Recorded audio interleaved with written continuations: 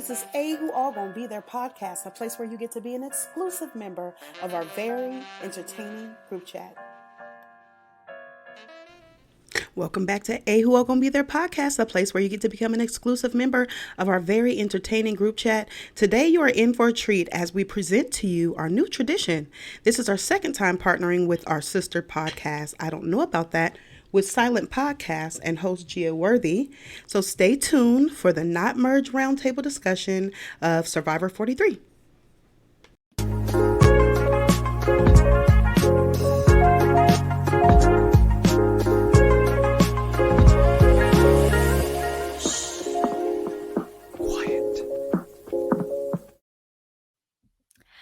Hello, everyone, and welcome to I Don't Know About That, Silent Podcast coverage of U.S. Survivor.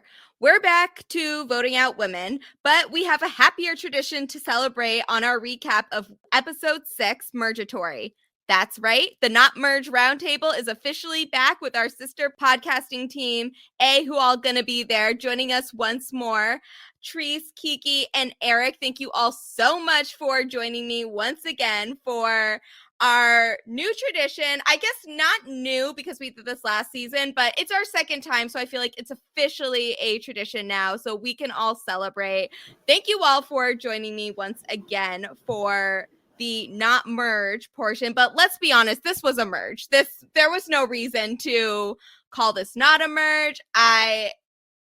We'll get into it in a moment. But before I start ranting and going off the rails with all of this, how are all of you guys? And also, I just am so excited to hear what your podcast as a whole has been doing in the past year the past season, because I know you have some high profile interviews and episodes that you have been covering since the last time that we all met as a podcasting team. Hey, everybody. What's good? It is certainly a pleasure being here. Absolutely. And yeah. Go ahead. Tree's got something to say already. Hey, y'all. It's me, Tracy J.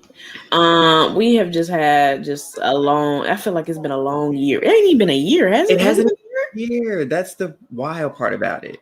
Yeah, it's been a season, so it's probably been about like 6 months, but I keep forgetting that like it's 2 years ago. Yeah, so much has happened this year. Like in this 6 months, I keep referencing it. Yeah. Yeah, so because in addition to Survivor, we've been covering the Big Brother, regular Big Brother, Celebrity Big Brother, Big Brother Canada. We covered that within the last time that we connected. What else? The Mole. The Mole. Maybe that's why it's been feeling like, because we've done so much, we need to take a break. The fact that Celebrity Big Brother happened this year feels like a fake fact to me, because that certainly, absolutely. Yeah. I'm like, I can't believe that episode or that season hadn't even aired the last time that we had talked, and that was not even a year ago. Absolutely. But at the end of the day, we are so happy to be back, and it's so funny. Like, we are connected, like we are sister podcasts, because the day before you mentioned, like, hey, are you all wanting to, like, do the pre-merge roundtable again? I was like, it's so funny, Gia, because we were literally talking about it the day before. We're like, we need to hit up Gia so we can see if she wants to do the pre-merge roundtable. Literally, right after we recorded, we was like, hey, the merge is coming up. Like, what Gia doing? I am so happy that we were all on the same page for that, because it's been in the back of my head, but then I had no idea what they were going to be doing for Survivor 43 or how they were going to set this up for the not merge, because we knew ahead of time that the hourglass twist was not going to be a thing anymore. But this concept of earning the merge was still a thing. So while the plan was always going to be, we were going to do some type of roundtable once again, I am so happy that we had such a good episode to discuss this week, because we are at the, I guess now it's officially called Mergatory. Shout out to Tiffany Seeley. But also, they're still presenting us this concept of earning your way into the merge, which I hate, but what I don't hate is how messy this episode was as a result of how things fell out. And what are your thoughts right now on Survivor 43, and has anything changed since you have seen this most recent episode? I'll say it. I mean, we've mentioned it multiple times now on our podcast. This season has been really slow. I don't know if you mentioned that before, Gia, on with your podcast, but it has been really slow for us. And so this episode, we needed the drama that happened, the messiness, the chaos. It was so needed because I was like, okay, I'm here now. Like we're back to where we were with the last couple of seasons, and so we're seeing people having to break alliances, we lying, throwing folks under the bus, and so I've definitely changed how I felt about this season since this episode. Yeah, I do think that Survivor 43 has the disadvantage of airing right after Survivor 42, which a lot of people are having larger discussions now of, is this a top 10 season winning contention? In which I think like this is definitely something that happens after a great season is done airing. And I think everyone, by the time that we were talking, I don't think any of us really seriously considered a Marianne win, and so much happened since we last met that, and this was something that I was discussing on a separate podcast, that we really weren't getting the Marianne winning contender until like the final 6, but we were getting Marianne the entertaining player for much longer than that. And I was just very happy to see that progression. So while it's definitely not off the table that we have a lot of game left to be played where we could be getting these winner contenders that we aren't even thinking of at this point, it was feeling a little bit slow for me. And while I had some players that I was holding near and dear to my heart, like I have not yet met a person that is not a Carla stan. I personally am a huge Coco believer. Love it. Definitely. Love For Carla. sure. And there's a couple other players that I have really been enjoying as well. But this is where everything started falling into place. Like we have seen all of the tribes in their messy elements. Someone was at the bottom and left out of the boat. Pretty much every tribal council that we had seen. And now we are actually getting to see the payoff of all of this drama that I feel like we had been promised for a few episodes. I would definitely agree with that. Yeah, I felt like they took a little time to build up because I'm like, come on, give me something. You know what I'm saying? So I feel like they were building up to the merge to get everybody excited. So I'm glad we finally got at least a little bit of excitement. And I hope the excitement level continues on throughout the rest of the season. But it's just so crazy after the season with Marianne winning. Like that was just such a great season. It's crazy to follow it up with this season. But hopefully this season ends up delivering. I will say too, it's, I don't know, the editing this season too, it's like we've been left out of so much. Like there's holes. Yes. And so maybe that's been a contributing factor as well, coming off of such an awesome season. And so maybe that editing has played a role into it. So yeah, I'm excited to see where we go from here. And I was a bad girl. I will say this. So I low-key was influenced by spoiler pages. And so in the back of my mind, as I've been watching these episodes, I'm like, okay, this person's about to win. Really? This person's about to win?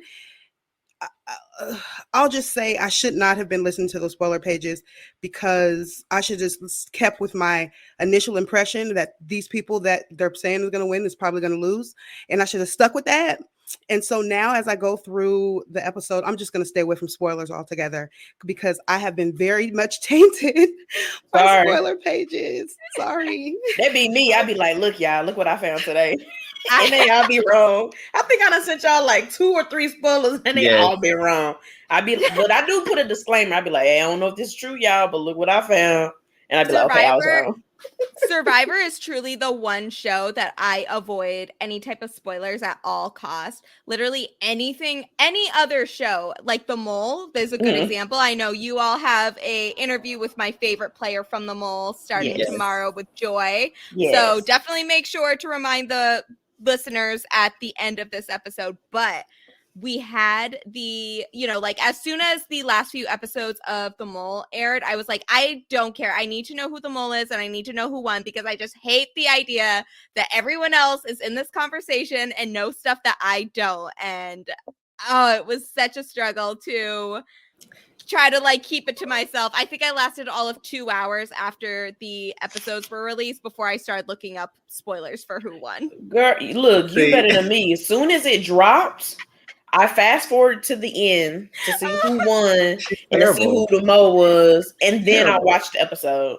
And I was like, yeah, I know who the mole is. Well, we knew who the mole were. I've known who the mole was. Yeah, I mean, we knew, but we got confirmation. I really wanted to know if Will was going to win or if Joy was going to win. So that was really the big thing. But let's be honest, Joy was the star of the mole, and it wasn't even close. Like it was. I was so passionate about the idea that like Joy needed to last as long as she possibly could for this season, because I just couldn't deal with a joyless finale. Yeah, joyless finale. Yes, but a joyless finale would truly have been a joyless finale. Yes, I remember seeing your tweet. Like, if Joy doesn't make it to this final four, I'm never watching it again. I am a bit of a hater in my Twitter circle, I will admit. It's okay. I'm right there with you. Right there with you. Oh, but speaking of favorites, back into the Survivor rotation, I'd love to hear from all of you. You know, we've already had conversations about each other's Survivor journeys and some of our favorites in the long game. I would love to know, do we have any favorites from this season that are starting to come to light? And do we have any change favorites now that we actually know the conclusion of Survivor 42? With Survivor 42, so we can talk about faves from Survivor 42. I mean, and then 43. Yeah, and then kind of like where we're at with some of our favorites for this current season. Gotcha. I'll start off since I'm the only guy, so guys go first this time. I mean, it's Survivor 43. I think that's actually the rule. Is that like right? Guys Look, men to the front, ladies off the island. A lot. So 42, I would have said like my favorites were Heyy, Drea, Omer, and Marianne. Just because, but then solely just moved to Marianne and Omer just because strategic ability from Omer, like he played that game near flawlessly up until final six.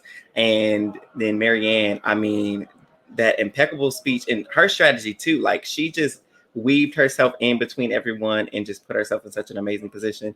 You can't not fault her. Like she was brilliant in what she did, and so she deserved that win. And Mike is amazing too. Let me not do that. Mike was great too. We were just rooting for Marianne. Going into this season, Carla, obviously, like you mentioned, there is not a person in Survivor fandom that does not stand Carla. If they are, they're lunatics because she is phenomenal. I would also throw James and Dwight in there for myself. I've loved seeing James clock people like he did in this episode. I was like, yes, do not fall for that snake. Ellie, and then Dwight is just seemed like, I just love his personality. He's like quieter, but I can see the gears are always turning, and I'm excited to see how well he does. Okay, I guess I'll go next. Kiki, you want to go? Or you want me to go? I'm gonna go. You want to go? Okay, so from 42, from Survivor 42, of course, mine are the same. I started off the season with Drea being my absolute favorite, and I was rocking with Drea until her little thing got snuffed. After that, I was cool with Marianne, but I could see Marianne was getting on everybody's nerves a little bit, and I'm like, Marianne, dial it back, sis, before they get rid of you. And it's funny because we were having a conversation on our pod, and we was like, if Marianne gets to the point to where she knows how to, like, you know, push her little social game back a little bit because she was working so much on the social game, and then get into the strategy, then we think she gonna end up making it to the end. When she had that like change over, it was like, all right, it's time for me to start working. She got that idol, didn't tell nobody. And I was like, yes, girl, that was the key. And Lord, that speech, come on. I've only seen 4 or 5 seasons of Survivor, but I'm just gonna go ahead and call it the best speech ever because she ate up all the speeches, all the questions, and she won me over with that. So shout out to Marianne, she's my fave. Omer, if Marianne, I like somebody messy, and Omer was messy. And if it wasn't for my girl Marianne, I would have thoroughly enjoyed seeing him in the end. Just because he was a mess, and I love the drama. He definitely gave us some entertainment. And for this current season, going in so far, I'm a fan of James. I like how James is. It's hard to explain, but to me, I feel like he's a yes man, but he's not. He'll tell you, yeah, and he'll go here and be like, I don't really care as long as I get to it. I don't really care what I'm doing. You know what I'm saying? So I'm hoping like we get a little bit more like strategic, background coming for James. But I will say, as of right now, my absolute favorite is Carla. And I'm loving the fact that she took Marianne's advice so far. She has not told anybody about this idol, and I hope she keeps it that way. She as of right now, she's on my list to hopefully take it all. And with them getting rid of these women back to back, I don't know how long she got, but that's who I'm rocking with as of now. And for me, last season, totally the same. Drea and Marianne. Once Marianne read the room, she was able to shift and pivot and take it all the way to the end. So shout out to Marianne. This season, at first, I was rooting for Nneka and Mariah. I was very sad that Mariah was the first to go. She was very strong, and I wanted her to get farther in the game. And now Carla, repeat from everything everyone else said, Carla, she's clocking everything, whether we see it or they're showing it all the time, she's clocking everything left and right. So she is my pick, but I think Gabler's going to win this game. And that's not my favorite to win. Really? I feel you didn't tell us about that. That's a new one. Okay. The only reason why, again, spoilers have messed my mental up when it comes to Survivor, because someone said that there's like it's a controversial type of winner or something. I just feel like Gabler could fit into that category. So I'm playing games with myself about who I think is going to win. And usually my favorite doesn't win. So in order to make myself feel better about the outcome of this game, I'm going to say that Gabler is going to be the winner of this game. And I could be very wrong. That's interesting. And I'm okay if I'm wrong about that. I hope you're wrong, Kiki. I hope I'm wrong too. Oh, that's very interesting. I mean, same across the board for all of you. I feel like Omar and Marianne were definitely the two standouts. If they're going to be just two standouts in a season, that those are the two that everyone is going to really remember the season by in Survivor 42. I do have to admit, though, that if we couldn't get Omar making his case in the final three, I loved the final three that we got. Shout out Mike and Romeo. I was a big fan of both of them. Romeo had impeccable confessionals all the way through, and Mike was just an agent of chaos, like the type of player that we are all just desperate to get on our screens at some point. And I just found him to be very enjoyable. Unfortunately, they just both had the unfortunate downside of not being Marianne, so like they were never going to be my favorites of the season for that specific reason. But I will say that for Survivor 43, I think currently we are all on the same page. I am so glad that we are all James truthers in this chat, because I have been so impressed with James these past few episodes after we really didn't get a whole lot from him. And to be honest, I was always biased in James' favor because he specifically did a shout out for Survivor Fiji in his preseason interview. We got to see the Earl win and the fabulous final three in the first episode in the premiere because of him. So I was very excited to see him. And I feel like this was a very good James episode. I'd argue that the past two episodes were a really, really good James episodes, where it seemed like obviously Carla is the star, but if we are going to say that who is in power on the Coco tribe when it was the Coco tribe, it would definitely have been James and Carla without a doubt. And it seems like even players like Ryan and Gio held more trust with James, or at least Ryan held more trust with James. And I think that really, like, James might have been playing the best game on the Coco tribe, even though we didn't see a ton of them until they started going to tribal council. Obviously a Carla truther as well, as we all are. And I think that them and Cassidy have made a very fun trio that I'm hopeful that we will get a little bit more of them as a trio moving forward. And some reason Ryan came out of the woodwork at saying that he was going to be a free agent and then ended up helping Coco make it through to the next round. So I have no idea what Ryan is doing, but as long as he's helping Coco, he can stay, you know. Ryan don't know what Ryan doing. Ryan's a mess. Ryan. Oh yeah, he is the definition of what's it called? Money. What's his name? JD. That's the vibe he's giving me. Like, what are you doing? He's shooting shots, hoping something sinks. Oh, yeah. And also, I do have to give a shout out to Dwight as well. I'm glad that you said something earlier, Eric, about it. Dwight is such a fun character. I hope we get to see more of him moving forward. I am pretty impressed with a couple other people on the tribe. I'll give like special shout outs to Sammy and Jesse, who I think are getting really good winners edits right now. But I think across the board that while I like the characters individually, I'm hoping that this not merge episode is the setup for even more chaos moving forward. Like, we have seen what all of these players are capable of now. Now let's see it go into action. And we can just start getting right into the episode from here, I think, because we don't even get to see any type of like aftermath in Gio's vote off. We know that it's a blindside for Ryan. He does say that he's going to use this as an opportunity to better leverage himself. Whether that's true or not, I mean, I don't think that's what happened, but it was still to my viewing benefit. So I'm not going to argue with Ryan about this personally. And we get it starts right with Tremail saying that they're all moving to the Baka Beach. Yes. And I'm glad they kind of jumped in, although I would have loved to see more, of the fallout too. But they jump right into everybody moving to the Baka Beach. And, immediately you have folks like Noel telling Owen, oh yeah, he's still a vote. And then the scene with Owen's like, I wish there's a way to keep a tally of everybody's advantages and what they had.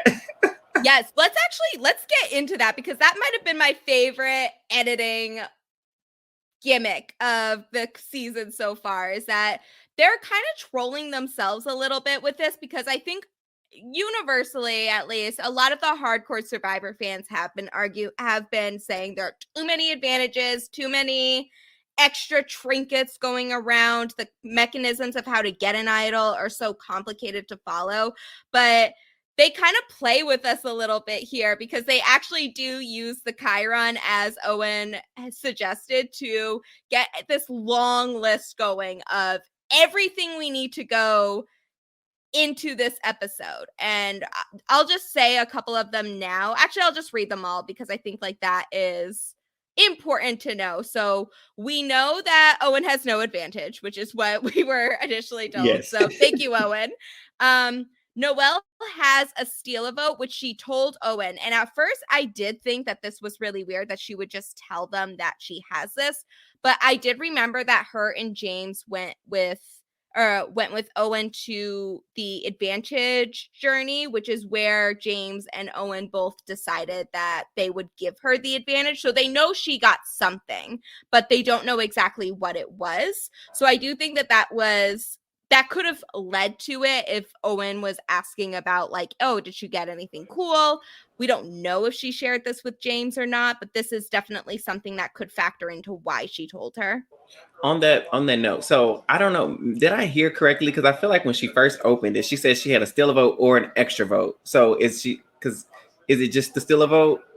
I think it's a steal a vote, but which is technically an extra vote for her. But instead of an extra vote would just be she has 2 votes and everyone has votes as well. Mm-hmm. But now a steal a vote is arguably better, because she takes a vote from someone. So now Noelle has 2 votes and whoever she steals it from has no votes.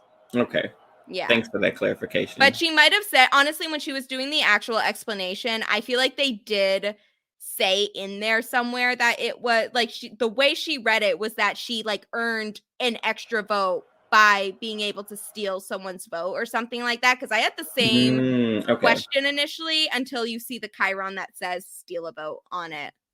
Gotcha. Thank you. Yeah. For that.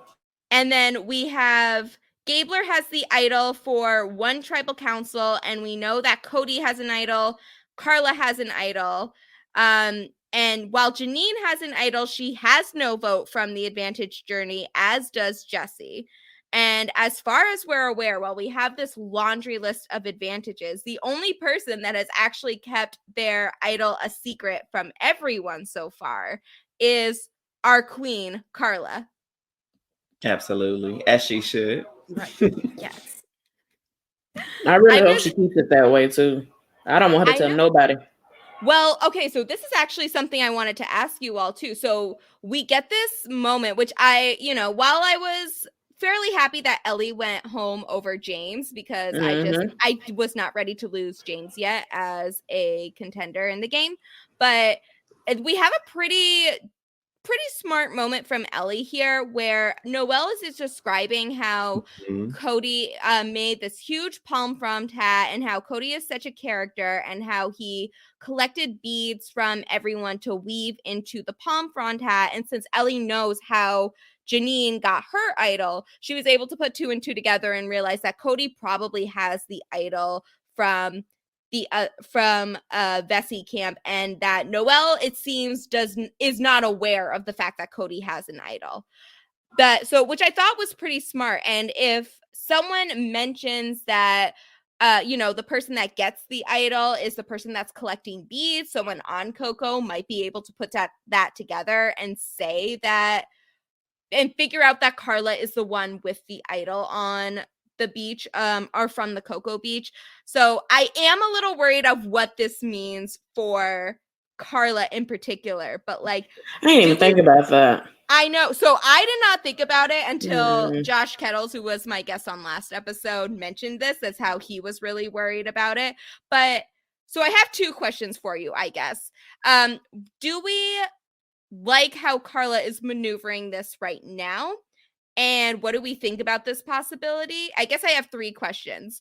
And then what do we think about Ellie trying to work with Cody? Because I feel like, especially after the result of the immunity challenge, it seems like this is kind of the perfect opportunity to take Cody out, considering the fact that they know he has an idol, and he is not aware that anyone other than Jesse knows that he has an idol. I personally, I think that would have been the smarter move for her.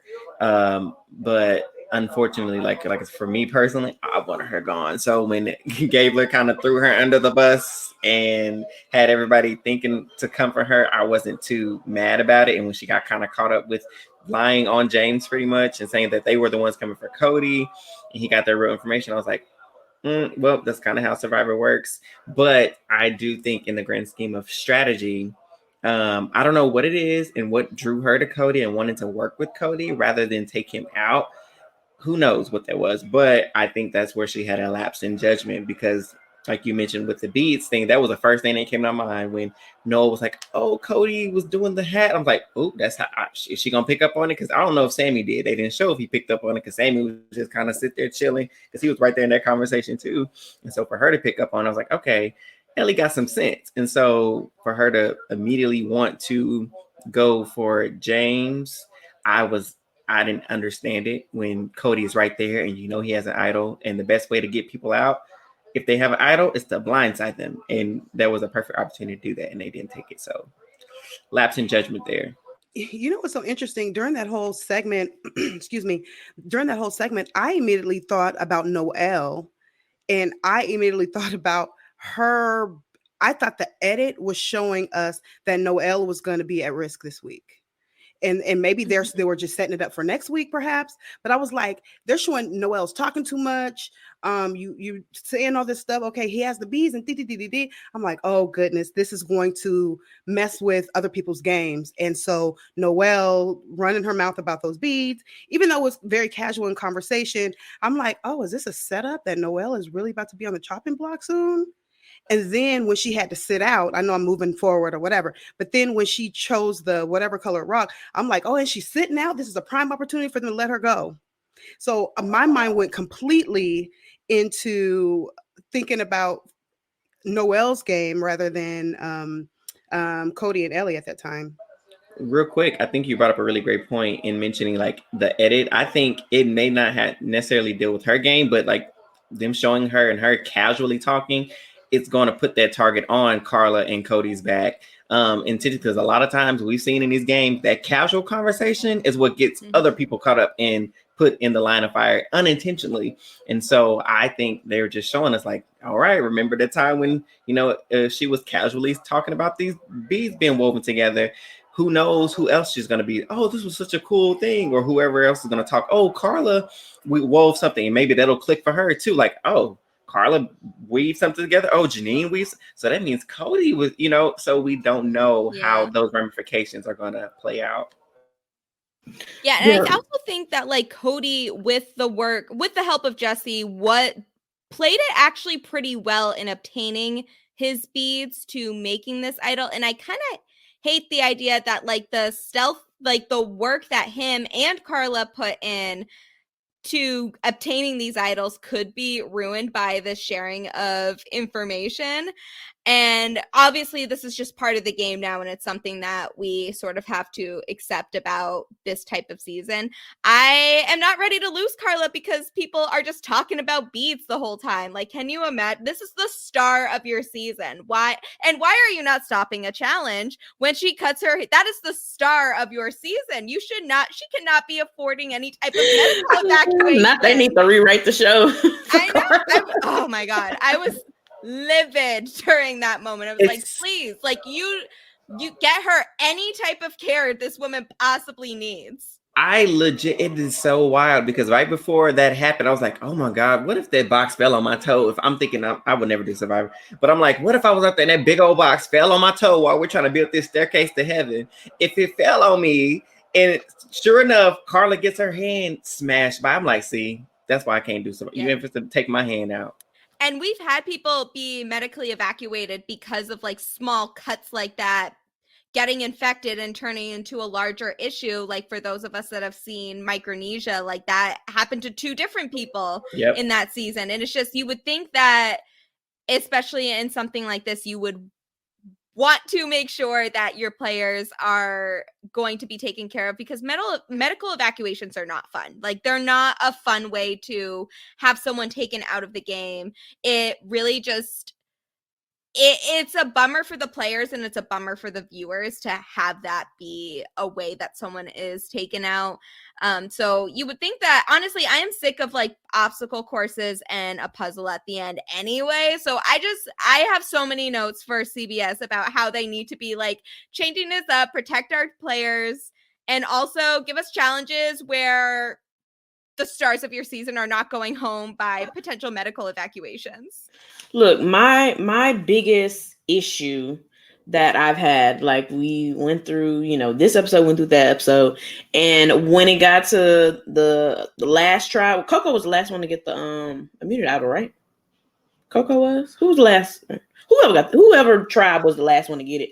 I was just like, oh my gosh, can't wait till next week until we miraculously find, an idol and we have to beat this thing together. And I was like, why are y'all? It's like we have to watch this 3 times. Yeah. And it's like the first time was like, ooh, this is interesting. The second time was like, okay. The third time was like, all right, come on, let's get the beats, let's go.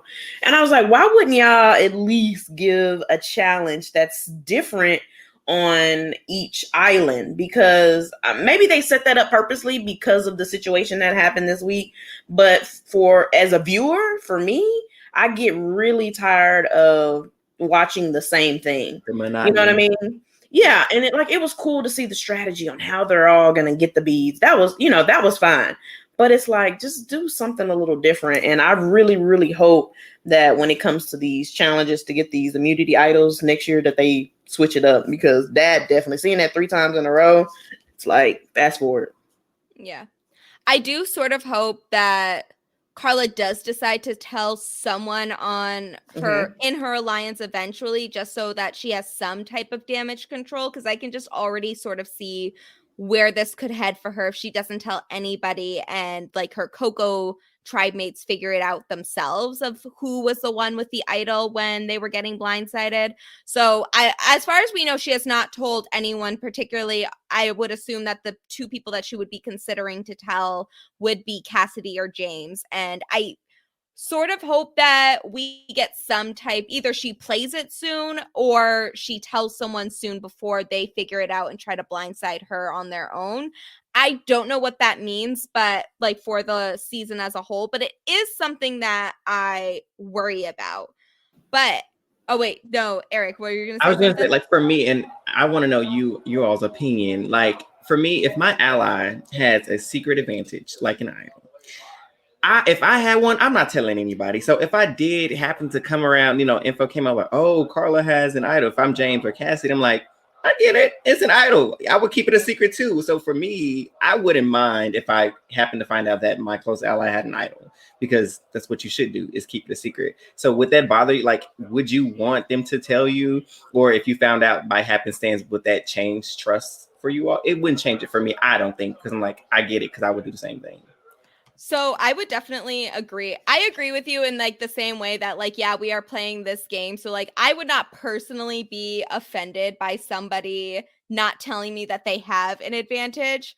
But if I found out from someone else and I just happen to decide I need to blind someone at that time, like that would be my reason for it. And it's just like, well, like you kept a secret from me, and that could be something that you have over me if we went to tribal council or we went to like the final tribal council at the end. But like in the same vein, like I would not personally be offended, because I also would not want to tell anybody about any type of advantages that I had. See, I would feel the same way. You said you would lie, Kiki? I would lie. They could say, "Oh yeah, so and so you were asking for beads and and so has a idol because they strung beads together." I will act like I have no idea what so and so is talking about. Whoever's talking about the beads, I will lie until either I got voted out with the idol, or you might find out later, but you ain't gonna find out tonight. My facial expressions and everything would say I'm telling the truth. I know what? Is that how? Exactly. Oh I would gaslight them like no other. Until you Are you sure you don't have idol? How do you know how to get this idol? I don't know about that. But look, my whole thing was I could care less about the idol. It wouldn't phase me, and unless you're gonna use it on me if I'm in need. The only time I would bring up that idol is if I heard my name is on a chopping block. Now, my name on a chopping block next to Carla, like if I was in the game, I'd be like, hey, y'all, I didn't want to say this, but y'all know Carla, I think it's time to flush that idol. She got one. And this will be a good time to get rid of that idol. They're going to put it back out there and one of us can get it. That's the only time I use it. As long as, if I can use that idol for my advantage without using the idol, that's what I'm going to do. But in the meantime, I'm going to be like James, I'm chilling. Yeah, I think we'd all make pretty fun Survivor players. Whether we'd do well would be another. I personally would not do well. Like unless I have other tribe mates that also want to keep the tribe weak, I am very much screwed. But I want to try with weaklings. I'm going home the first night it rains, so I don't even know if I'm going. The merge might not have Tracy J in the same sentence. I always said, and I've told Davey that I was like, I would play Survivor if I could. Listen, if I can do it day by day, I'm like, if I can stay fed-ish and stay no too many bugs or rats or whatever. You are not staying fed-ish. Like maybe if we win stuff. Maybe you should go on Big Brother instead. That might be that's the goal. That's the plan. But I was like, I would just, if I could just make it to merge on Survivor, that's like, if I could just make it to merge, I'm fine with being first out and merge. But I'm like, that competitive side of me is like, you done made it this far. You might as well just going. I know. Oh, yeah. For $1 million, I'd sit out in the rain. Like, that's the part that was like, I am so poor and I need money that part. Yeah, I would do it for $1 million. And plus, I'm gonna come out looking good at that. What was that? I was like, and I'm gonna come out at the end of this looking good. I'm gonna be slim. I might fit back into my size 5 jeans. Come on. The thing that I miss about the reunion, though, is because you look so ragged and my hair would be awful, and then you get the glow up at the finale, and if you're the winner and you just get like this gorgeous glow up at the very end, it's like that's the dream right now. I'll never forget how amazing Sandra looked when she won. She had the hair, straight and straight with the tiara. Baby, she had a nice little blowout. She was ready to go. She knew she was getting that chick. It was queen. Always a good time to bring up Sandra. But I do want to bring up something though before we get to the actual challenge. I know we delved a little bit into it, but Ellie does figure out that Cody has the idol through this kind of like game of telephone with the beads, and she has this confessional where she talks about how good she is at Survivor, and that in my mind, as soon as I was watching it was like, that's the kiss of death. We're looking at an Ellie boot this episode. But then as we get further into it, I'm like, is this too obvious? Like, is it too obvious that we are getting an Ellie boot here? And that's kind of the part of it that made me fairly worried for James. And we have seen these little nuggets of greatness from James, and I just want to see him as a more fleshed out player because we can see how well he is able to play the game. And while I'm very happy that James did stay, that we weren't in for some type of blindside and that Janine didn't play her idol, this is where we start to get an idea at least of where this episode is going. And it goes into the immunity challenge where they are getting rid of Hourglass is gone. We are not doing that anymore. But what we are doing is they're still doing 2 teams of 6. There's going to be one person with an odd rock, and that person, instead of doing like the journey where they have a power to like change who wins immunity, they actually end up just picking whatever team they think will win, and they will either be safe with that team or they'll be vulnerable with that team. First of all, shout out to Danny McCrae for getting rid of that stupid Hourglass twist by yelling at Jeff Probst and scaring the living daylights out of him because, king. Absolutely. And if there's ever a Game Changers 2, he better be on there because he definitely changed the game with that. He literally changed the game. Like, how many players have that level of impact on him, on the game as a whole? Like, it's him and Mike White. Those are the two. 1000%. Definitely big shout fan out of to Danny. I have to give Danny shout outs as much as possible because that was my favorite player in 41, and just to see that he yelled at Jeff afterwards just made me love him even more. Because he stayed true to himself, and I wish we would have saw more of that. They would have showed us more of that. Production was salty that he was right. Absolutely. They were 100%. Yeah. 100%. He was like, you guys lied to us. And they're like, well, yeah, but like, why are you mad about that? I would be mad, Danny. Yes. They were salty about this because what we saw of Danny was excellent. I'm going to just say, this is spoiler alert for the challenge, but I feel like the universe thanked him for getting rid of this. And he got his check in the challenge. Because listen, let me say this, because on the challenge, he said that when he was locked up for Survivor, he was doing Sudoku puzzles like consistently, which is the thing that everybody got stumped on in the end. So the universe thanked him and gave him that check. Thank you, Danny. Thank you. We thank you, Danny. Patron saint of calling out shit. Yes. We thank you. Somebody had to do it. Someone had to do it, and I'm glad it was him. Yes. Yep. And so the 2 teams that we end up getting, and they don't have any fancy names, there's just a red team and a blue team. But the red team was James, Ellie, Owen, Cody, Cassidy, and Sammy. And the blue team was Dwight, Janine, Jesse, Gabler, Carla, and Brian. Noelle is the one with the gray rock, and she ends up picking the blue team. And I gotta say, like, I do agree with Jeff that he said that this felt like a pretty even set of teams, which I do agree with, but I do actually think that this was the right call for Noelle to pick the blue team because, and I didn't think about this until I rewatched it, but the player, But I obviously hindsight's 2020, and she picked the team that won the challenge. But also, this is the team that has 2 Vessi members versus the one on the red team. So I think that overall she did make the right call here, regardless of whether the blue team actually ended up winning immunity or not. I agree. And I put that in my notes. I was like, oh, she has Dwight, who she's really close with. And then if it came down to needing tribal support, she has Jesse there as well. And so that was the first thing that came to my mind. Like, it's a no-brainer. Choose that side because you got more help over there if need be, even though everyone votes, but you would still have that, niche over there to help you. Yeah.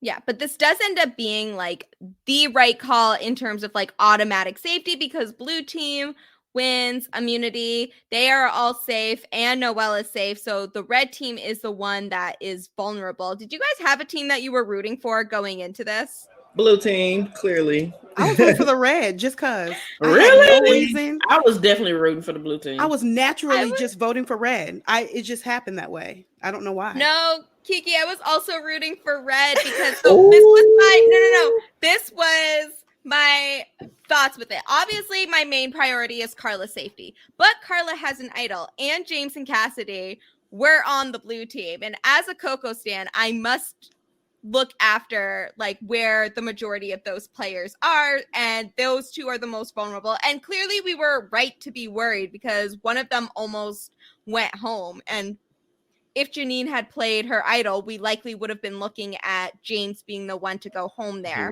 Yeah. So I am very happy with the results that we ended up getting, but I was very worried for the rest of it at this point because of how it went. But I had nothing to worry about because it turns out Gabler was looking out for Coco for me because he is just so done with Baka, as we see at the merge feast. First of all, let the losers take part in the merge feast. What is wrong with them?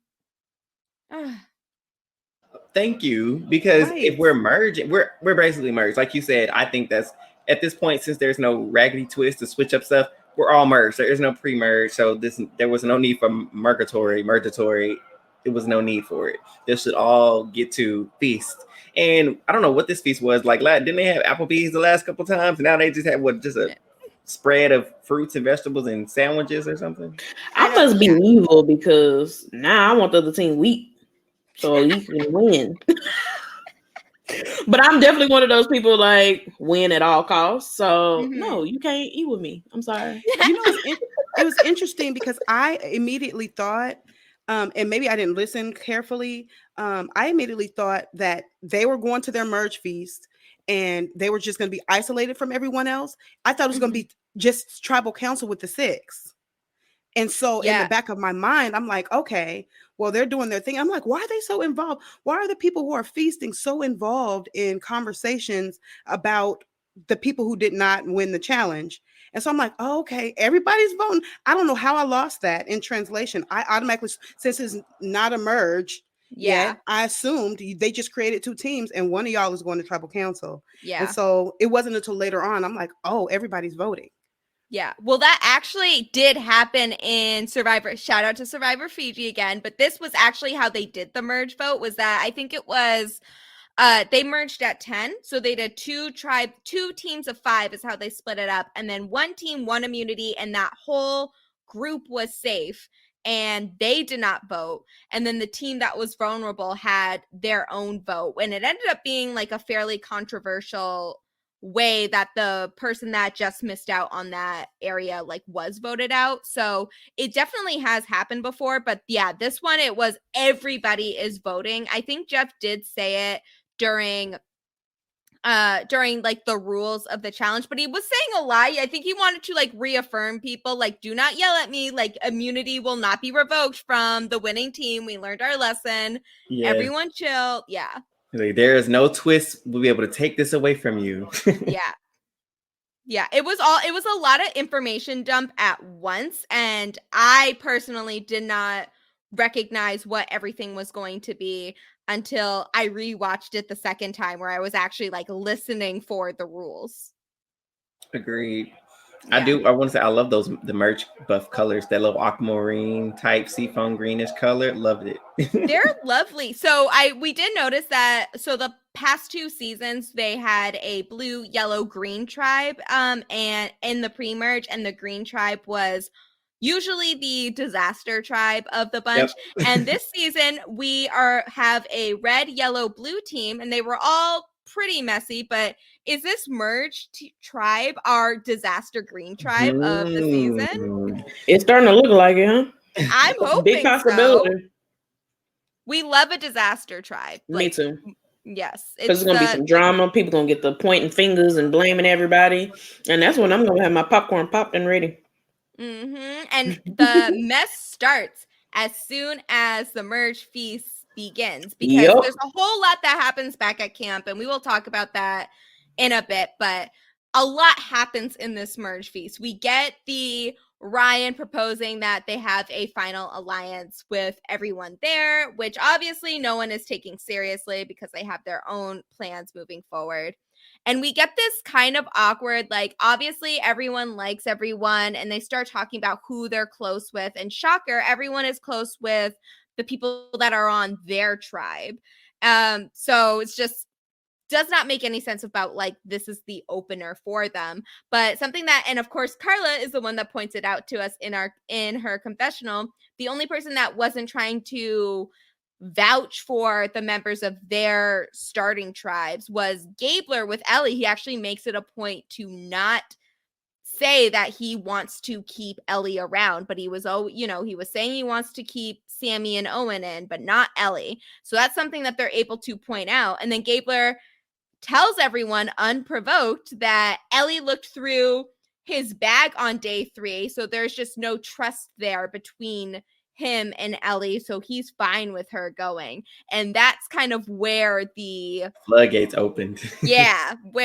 And so for some reason, Janine is very offended that Gabler would dare to do this. But, like, girl, first of all, you were the one that looked through the bag, so you just basically got away with murder here for this, and you're safe now. She sent the girl home. I know. So right. you are getting away with something scot-free. Like, let Ellie take the blame. You've known her for 12 days. It's fine. But then also, like, you all know that you realistically, like, let's be real. You want to make Gabler feel comfortable enough that he wants to work with you, which you obviously have not been doing. But since you haven't done that, you can't be mad at the fact that Gabler recognizes this and he doesn't want to work with you all. And obviously he did not have any tact here in how he presented his argument. It got the job done, at least for this ep. I loved this. He was straight to the point. There was no tact, but he did it intentionally, which is what I love, that it wasn't no mistake. It was, he said, oh yeah, I said it. I want them to know she went through my bag, so she cannot be trusted. She is a snake, and I want them to vote her out, and I want them to know that this is where my vote is going, and I stand firm on what I'm saying.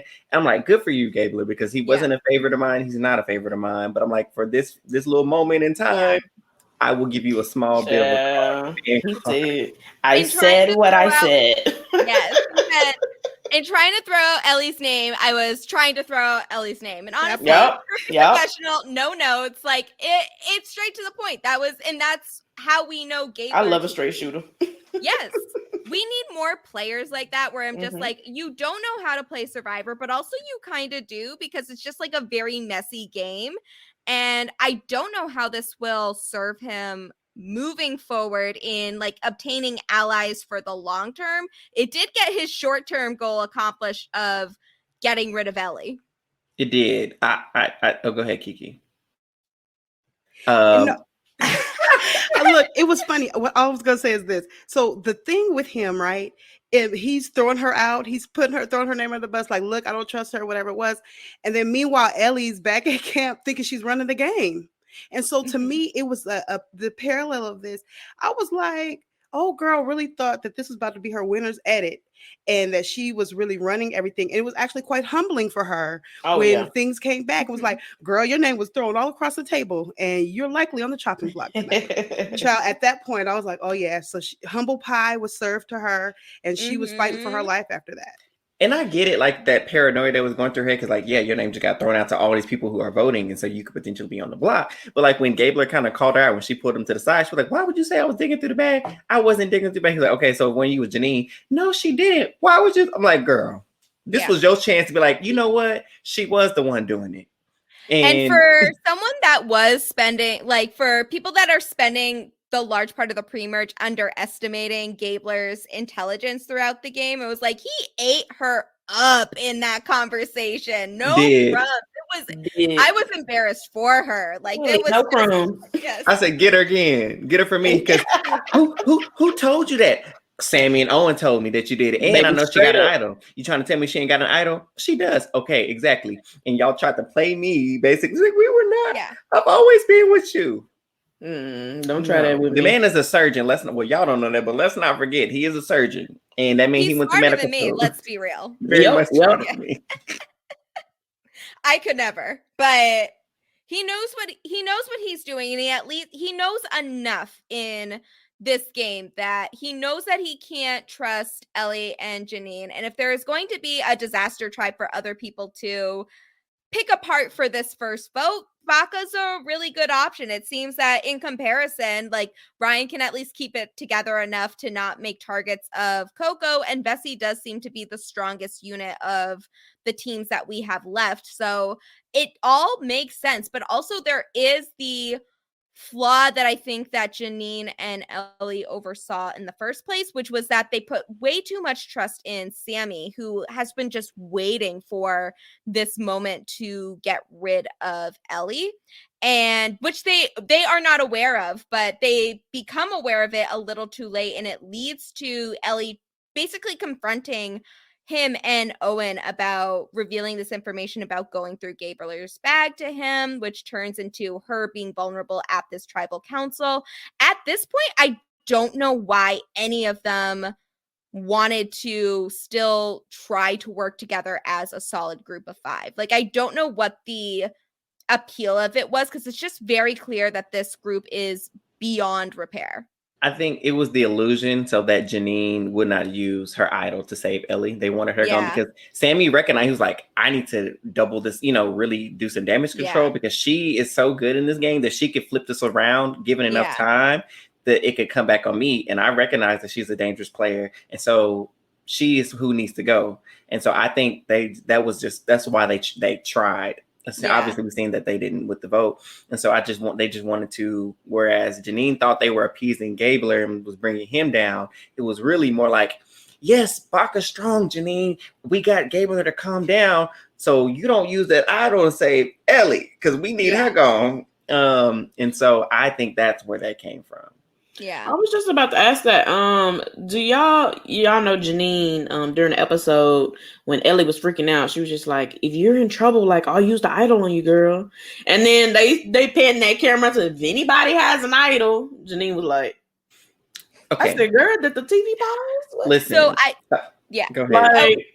First of all, Janine, do not use your idol on anyone besides I would never tell nobody that. She's gonna need that. And also, like, it's the pre-merge still. So it's like, if you piss off Ellie by not playing your idol, she's pre-merge. So she's not, if you make it to the end, it doesn't matter if she's mad at you or not. She's not there to vote for you or not vote for you. No matter. So I read a little bit of Ellie's exit interview as well, because I was interested to see if I could find some gaps that I feel like were still present in this episode, because there was just so much to cover here.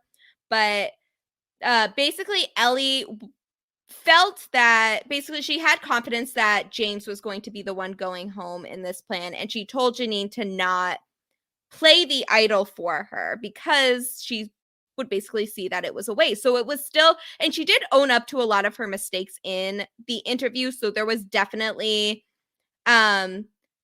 like a lot of reflection done in this, but it was a little, and while that production likes to play up some of these characters, like maybe Ellie wasn't as cocky as we saw in the cameras because, they want to put on a good show. So they're going to really cover some of the more cockier moments from her, but she was pretty confident that she was not going to be the one going home here, which is why Janine didn't play her idol. But also, even if she was worried about it, Janine should not play that idol if she's thinking about her. She'd be crazy. I got a different perspective on that. Oh, really? I would have wanted her to play it because we've seen in the last 2 seasons, and I'll go back to, I'll reference David and Goliath. having an ally that you know you can solely trust in this game can be more valuable than your one time of safety, because we see in last season that Lindsay should have played the idol for Omer. We've seen in 41 that I cannot remember her name, but she should have Xander should have played his idol for on Evie. Because that, you know, they needed these allies moving forward, and them not saving their ally when they had the chance to do it came back to bite them.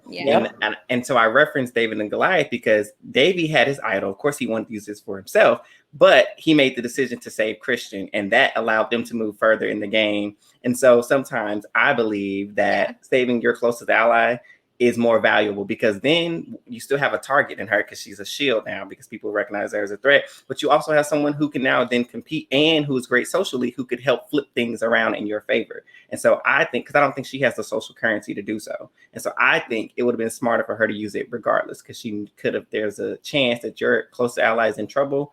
I would have taken it. Yeah, I think that's definitely a good point. And I do see the point here, but I think that if we're looking at it in the grand scheme of things, there's just so much game left to be played. Whereas there are specific circumstances where, it sucks to not be able to save that idol for yourself, but you need to play it to save an ally. But if you look at those other examples that you gave, like Evie was on jury, so they were able to be pissed at Xander and not vote for them and put their vote elsewhere, in this case towards Erica.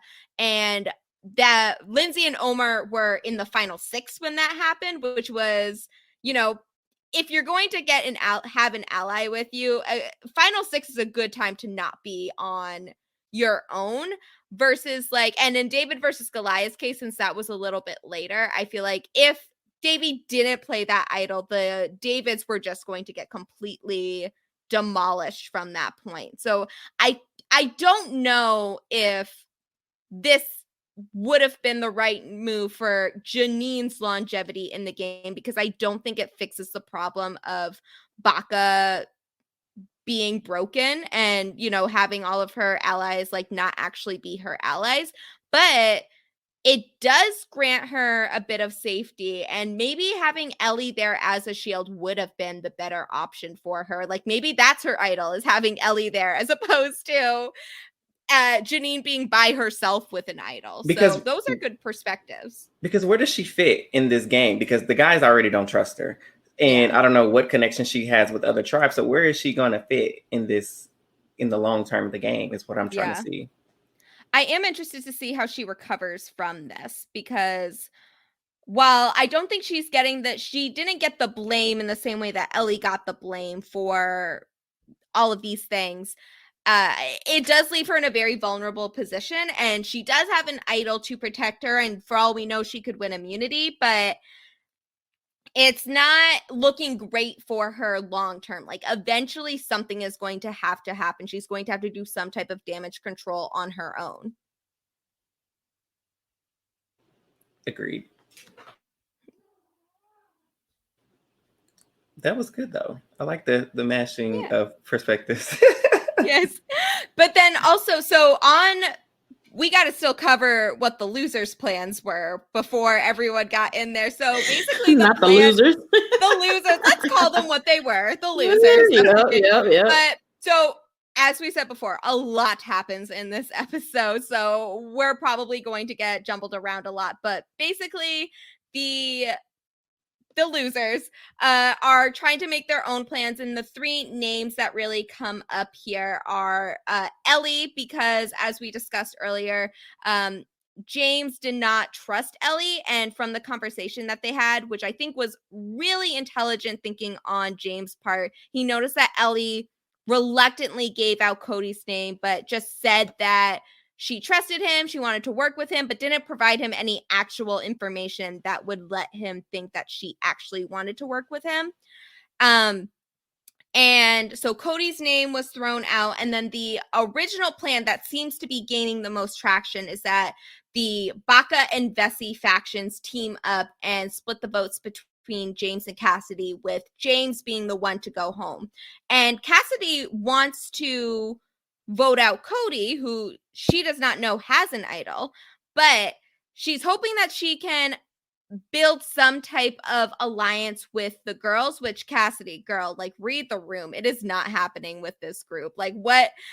No, it's not happening. I admire her optimism. I am a Cassidy fan, but it is not happening this season. We have all given up. Are the ladies not looking around? It's about 4 of them left, and I'm not sure if they're paying attention to what's going on. They haven't even mentioned this yet, have they? Have they been? They have not. Where are all the girls at? I'm assuming that they have noticed, but at this point, it's like, does it?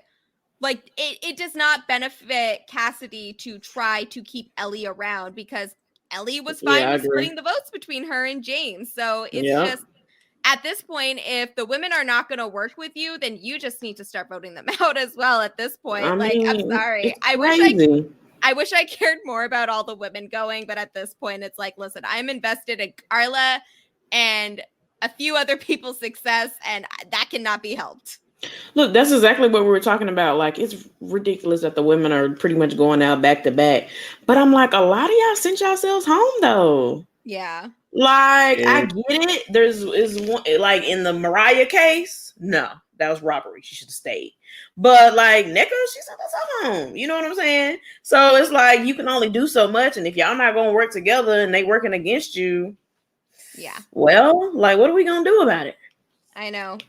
It's really hard because obviously I am not a fan of this boot order and the fact that we are losing so many women in the pre-merge. But at this point, it's, I still vouch that we have a pretty good cast going forward. And we can't help the idea that, like, if they're going to keep targeting women in the challenge, you just have to focus on some other aspects of the game for what it is. I would love to see some of the women like get together and not target each other. But like in Cassidy's case, what is she seemed to really want to vote out Cody, which I would argue is the correct choice for most people in this game, even though they are not aware of his idol. Like, I think Cody is actually kind of the perfect compromise in it. But what can Cassidy and James do if Gabler's committed to voting out Ellie and Ellie can't read the room and decides she wants to split the votes between James and Cassidy?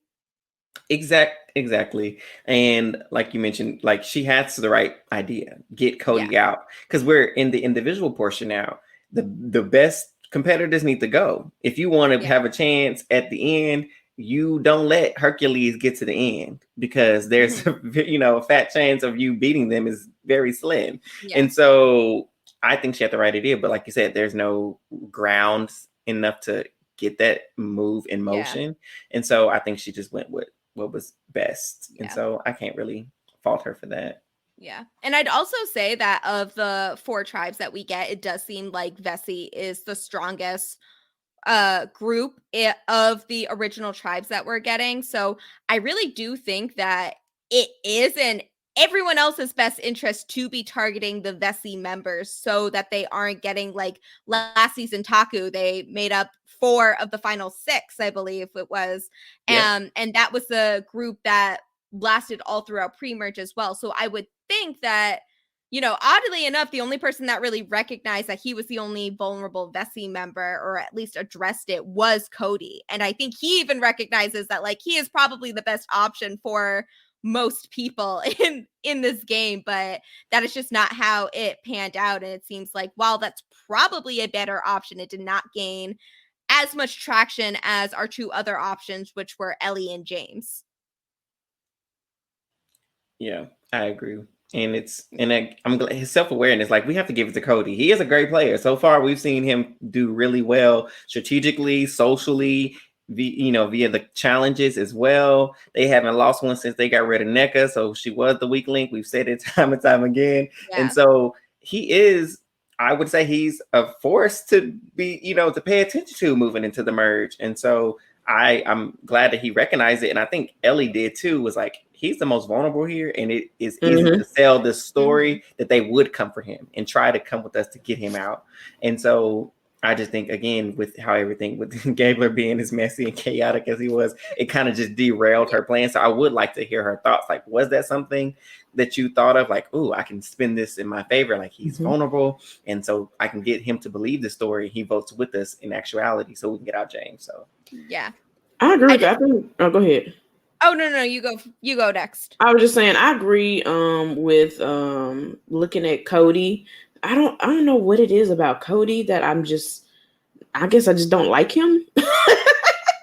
But I do give credit where credit is due, and I feel like he's playing a great game. I mean, he's definitely great in comps. We see a little like strategic, behind the scenes a little bit.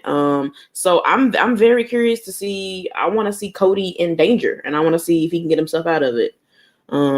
Yeah, that's all. I just want to do my 2 cents in about Cody. Yeah, I would say that I do think kind of part of Ellie's downfall is that she was so committed to this Ellie James split the Cassidy James split, and that she was telling the other side that Cassidy was the one that was throwing out Cody's name, because once James, not knowing that this is the information that Vesey was being told, that once James told Jesse that Ellie was throwing out Cody's name and they kind of want to get rid of Ellie, that's when everyone starts putting the pieces together. And maybe the only chance that Ellie has to stay in the game is by going with this plan to vote out Cody. But the only people that would go with that plan is Coco. And of all people, Ryan is the one that tells them that the plan that Ellie is trying to push forward is the vote split between Cassidy and James. So that pretty much solidifies that Coco is going to be voting for Ellie at this point. Did Ryan low-key kind of save James here a little bit with him? I think he did. I think he didn't. He did not try, but he gonna get that credit for it. But who knows if that was the plan? I think that James. So I do think that James always knew that like he was an option and that Ellie was not someone to be trusted. But I think Ryan's information reaffirmed what they were already concerned about. And while they were looking for these different alternatives, those alternatives like voting for Cody were kind of thrown out the window, because like, what are you supposed to do? Especially since now that Vesey knows that Ellie was throwing out Cody's name, they're willing to vote with you to take out Ellie.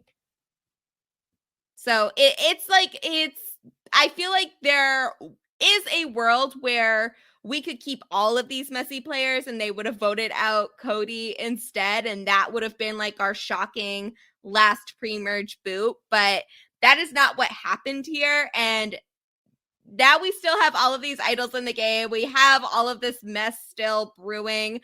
I'm sure we are going to be getting some Gabler versus Janine content, or I don't know how that is going to transpire, but I'm sure I will be entertained by Gabler is gonna eat her up, and I'm probably. I hope so. Yes. Janine doesn't seem like she have as much fire, to come back like Ellie did a little bit. So I'm just curious if Janine gonna give it back to him, or what's she gonna say? But I hope we get a little mess stirring. I hope we get some Janine revenge tour footage. Yeah, like that would be great. Oh yeah. I want Janine to be like, what? At this point, Gabler is going to go scorched earth. He doesn't care what he says or does. He's going to just throw it all out on the table and throw tons of Hail Marys if he feels like he's in danger, if he is in danger. So it's going to be entertainment. Like, I saw a little bit of the clips of the preview, so it's like, what is getting ready to happen here? Because something is, Jacaris, like in games all over the island. With games like this, though, I feel like a Gabler I would trust because he has no filter and because he'll say A, B, and C. I'm more likely to trust a Gabler. Yes. Even if it's something that I don't necessarily agree with that's come out of his mouth, I actually would trust that because he's already demonstrated that he'll just say whatever and don't care. He'll keep it a buck. Yep. And so players like that, I feel like I agree with that. Sometimes I would want to keep it in my back pocket for a little bit. Not Gabler creeping up is my fave. Hold on. Carla, but hold on, Gabler. You convinced me, Kiki. I do think that we are going to keep Gabler around for at least a couple more episodes as well. So I do think that, I think we are going to have a couple players thinking more like that. Before we start wrapping things up, do we have anything to say about the actual tribal council? I personally thought it was super boring. I had nothing I was expecting a lot more mess considering we just had 40 minutes of scrambling. Yeah, I think Jeff does what he does best. He tried to stir up drama by immediately asking Ellie like what she thought and Gabler what he thought, and then Janine like you asking the people where all the drama is centered around. Yeah, he was trying to stir it. He did, but they were just giving him dust. Nothing. Give me nothing is what they did. They were trying to be cordial, and look where it got them. You know, I was bored. Ellie got voted out. I don't know what to tell them. But then, so none of the potential advantages are used. Obviously, the big question was, is Janine going to use her idol on Ellie? But no one plays Shot in the Dark. Janine doesn't play her idol. Gabler didn't play his idol. And I sort of thought, I'm like, what if he actually like played it for James or something? Which would have been kind of iconic. But then I'm assuming Janine would then play her idol on Ellie, which would not have gotten the result that I wanted. Owen goes home. Or no, there's a tie between Owen and Cassidy. Yeah, so I do think it would still result in Owen being gone, which would be super dramatic because I don't think anyone would have expected Nobody would have expected that. No. Who voted? Do we know who voted for Owen? Carla. Oh.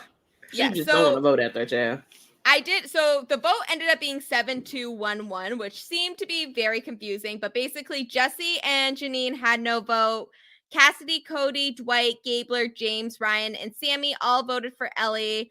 Ellie and Owen voted for James. So I don't know if this is because Owen voted for James as a contingency plan or if he actually thought they were still doing Baka strong. And then Carla voted for Owen, and she has tweeted that she was in on the plan. So I'm guessing this is some type of contingency plan. Oh, smart. If someone played a idol. And then Noelle voted for Cassidy, which I cannot tell you why that happened. Yeah. I have no throwaway vote. Maybe she's bad at names.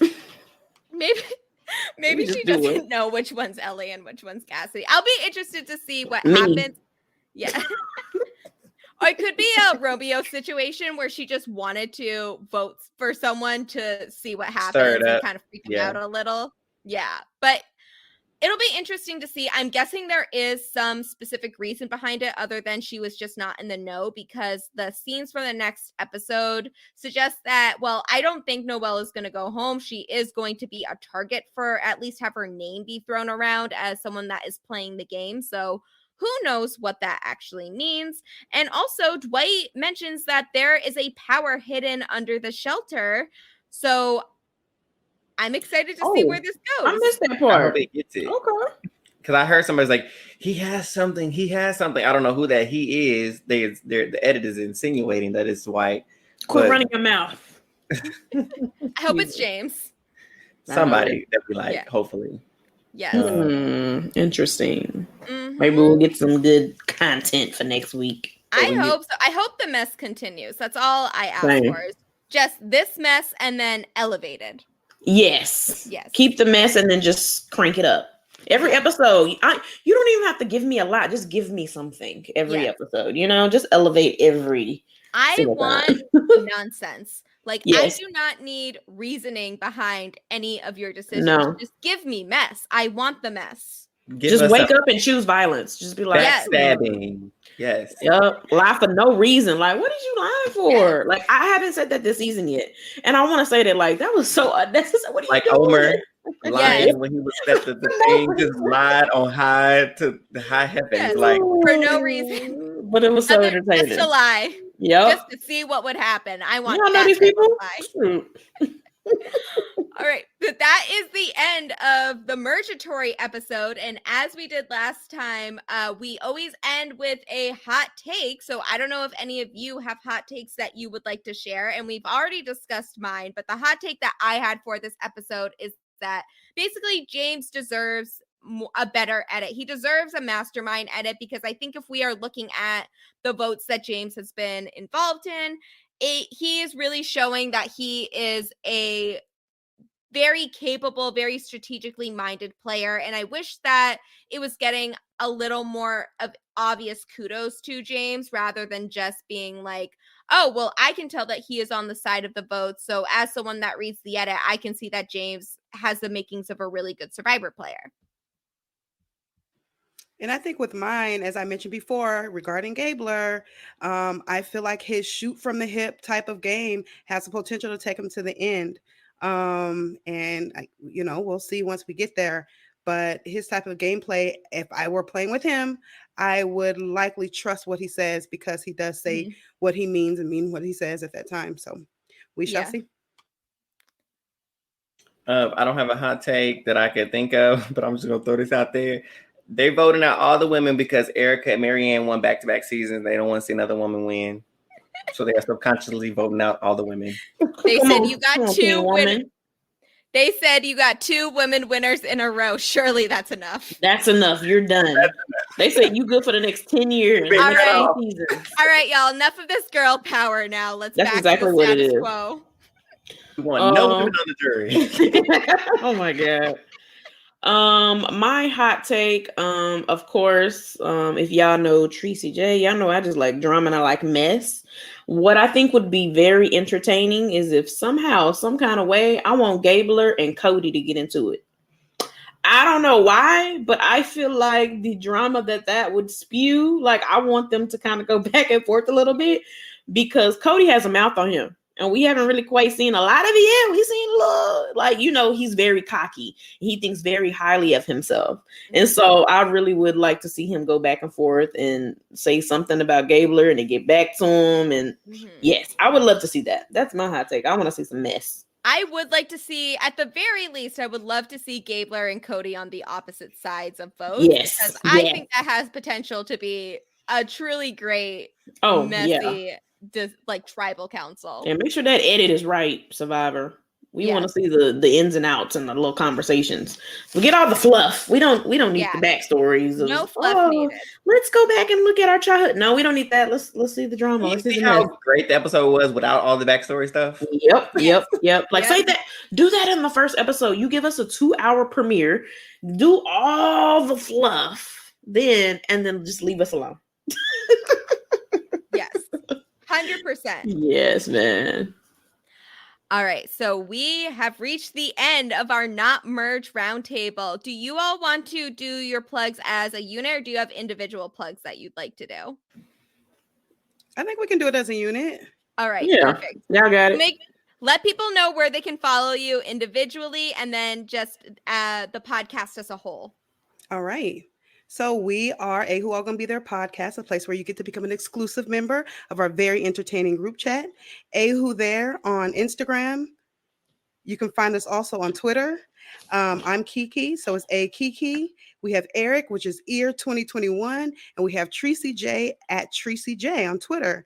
And hopefully you guys tune in. We are interviewing the lovely Joy from The Mole, who was the queen of the entire season. We will be interviewing her tomorrow, so we want you all to go to our Twitter as well as our YouTube page, A Who All Gonna Be There, to subscribe, like, and put your notification bells on so that you can be notified when we go on. And leave us a review and tell us how awesome we are. But if you don't want to say we awesome, then don't leave a review. Give us those 5 stars. We're amazing. 5 stars, please. So if you love Gia and you support the Silent Podcast, support us too, because this is our sister in the fight. Yes. Give us 5 stars all around. Thank you. Please. I don't want to see any ratings lower than 5 stars from my listeners. Absolutely. I know that's right. We don't expect that type of ratchet behavior here. Nope. Yes. All right. And as per usual, you all can follow me on Twitter at Classically Gia for all of my reality TV shenanigans. And of course, this is a Survivor podcast, so you should also be following the Survivor Diversity campaign at Serve Diversity. Also on Silent Podcast, I am doing the recaps for Claim to Fame with my sister, Ariana. So my sister is unspoiled on the season, and I have seen every episode. So we are just trying to see what happens with that. We were on a bit of a break because she went on vacation, and then I went on vacation, but I just uploaded an episode, and so we are back in action. Over on post-show recaps, I am doing the recaps of Abbott Elementary with Chappelle. They just had the most fantastic Halloween episode that my gosh, it was amazing. It was amazing. That Baby Thanos and Baby Mr. Johnson, they need their Emmy contentions. Please. It will be discussed, but I loved it. From beginning to end, perfect episode. And I feel bad for whatever episode we are getting after that, because while I'm sure it's amazing, I'm going to be freaking out about the Halloween episode the whole time. I agree. Yes, it's one of those. I was very excited about this episode. And was that finally? Yes, finally, I am doing my recaps on Inside Survivor with Christine Palin. We got ours out very early last time, so naturally, this one's going to be very late, but it's okay because I just got back from vacation and that just happens sometimes. Thank you all for joining the Not Merge Roundtable with our two lovely podcasts. And stay tuned for more content from both of us. You know where to follow us. And thank you all for listening in once again.